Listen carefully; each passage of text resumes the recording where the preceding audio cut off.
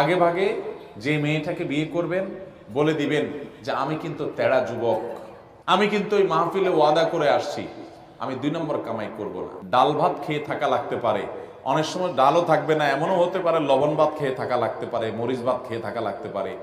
রাজি থাকলে আসো, এগুলা কোনো মুখরোচক গল্প শোনাচ্ছি না তোমাকে। আমি কিন্তু 2 নম্বর কামাই করব না, অতএব কামাই কম হবে, কষ্ট হবে। চাইলে আসো, আর না হলে এখনো রাস্তা মাপতে পারো। আমাকে আইসা শাড়ি চুড়ির ডিমান্ড দিবা, অন্য চোরদের বউ, ডাকাতদের বউ, দুর্নীতিবাজদের বউ, তারপর রিলিফ চোরদের বউ, হারামখোরদের বউ, তাদের মতো দেখে দেখে কম্পিটিশন করতে পারবা না। তুমি আমার বউ হতে হলে, হালাল খোরের বউ হতে হলে, তুমি সকল লোভ ছেড়ে দিয়ে সততার উপরে থাকার নিয়ত করতে হবে, কষ্ট করে চলার নিয়ত করতে হবে। তবে যারা কষ্ট করে চলার নিয়ত করে, আল্লাহ তাআলা এদেরকে সবচেয়ে সুখে রাখেন, শুধু আখিরাতে না, দুনিয়াতেও।